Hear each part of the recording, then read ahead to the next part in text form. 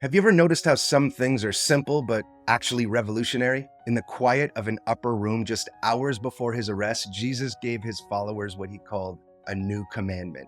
Not a suggestion, not a life hack, a commandment. Quote, "Love one another as I have loved you, so you must love one another." End quote. On the surface, it sounds basic. Love people, got it. Check the box, move on with life. But what if I told you that these words were designed to completely dismantle and rebuild your entire understanding of what it means to be human? What if this simple command is actually the most challenging, counter-cultural, and force the world's ever encountered? Hey, my name's Adam. We do daily devotionals for busy Christians, and today we're diving into what might be the most radical words that Jesus ever spoke. We often talk about love as a feeling, an emotion, something that happens to us. I fell in love. I'm feeling the love. But Jesus wasn't talking about feelings. He was describing a way of being in the world that would be so distant, so fundamentally different that he said, quote, "By this, everyone will know that you are my disciples," end quote. Think about that. Not by your theological knowledge, not by your church attendance, not by your political positions or some moral purity, but by your love. Why was this revolutionary?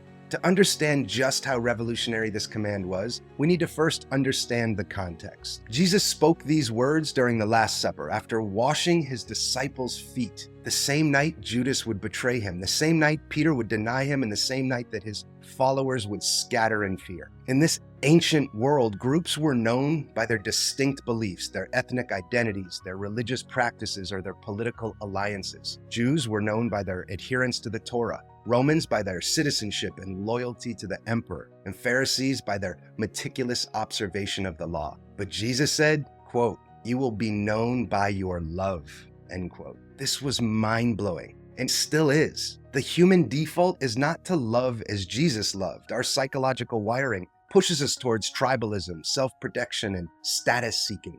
We naturally love those who love us back, who are like us, who can benefit us in some way. A lot of times we walk around with invisible ledgers in our minds, tracking who owes us and who we owe. We constantly calculate the cost-benefit analysis of our relationships. But Jesus short-circuits this entire system. Quote, "As I have loved you," end quote.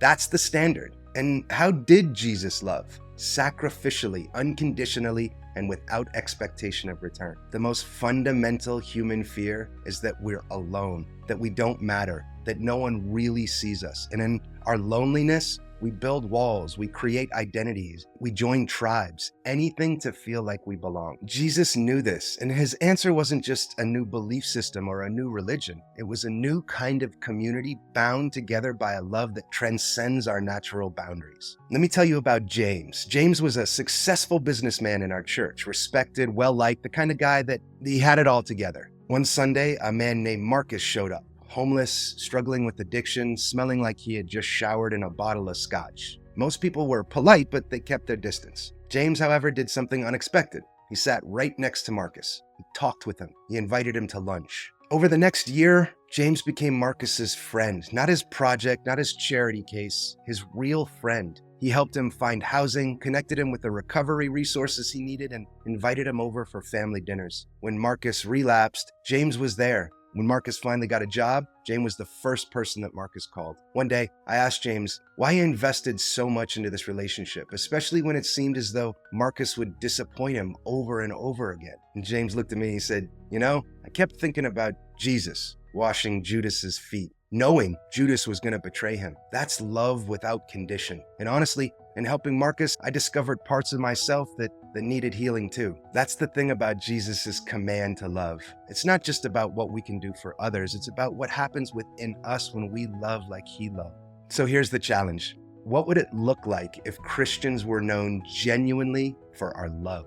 Not for being right, not for being moral, not for being politically influential, but for loving in a way that makes people wonder, what is going on with these people? What if we loved the people who vote differently than us with the same intensity with the ones that share our views? What if we loved the difficult family member, the annoying neighbor, the person who hurt us terribly? What if we loved not because the other person deserved it, but because love is who we are becoming? Now, make no mistake, this kind of love is costly. It'll disrupt your comfort zones. It'll rearrange your priorities. It'll expose your own brokenness. Jesus didn't say, "By this everyone will know you are my disciples if you have warm, fuzzy feelings for each other." He demonstrated a love that led to a cross. And here's the beautiful paradox. In losing ourselves in this kind of love, we find ourselves. In giving ourselves away, we become more fully who we were created to be. When we love as Jesus loved, something supernatural happens. We participate in the very nature of God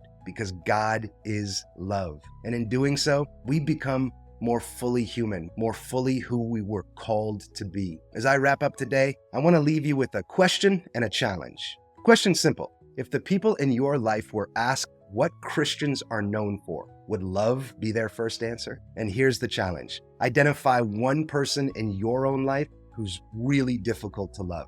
We all have one or two. Maybe someone who's hurt you, who frustrates you, who's radically different from you. This week, make one tangible move toward loving that person as Jesus has loved you. Not because they deserve it, not because it'll change them, but because this is what it means to follow Christ. Because when Jesus said, quote, "A new command I give you, love one another as I have loved you," end quote, he wasn't just giving us a nice sentiment to put on a greeting card. He was inviting us into a real revolution. Once again, I'm Adam. I want to thank you for being here. And remember, in a world that's constantly trying to divide us, love remains our most powerful testimony. Hey, we'll see you on the next one. As always, my friends, onward and God bless you.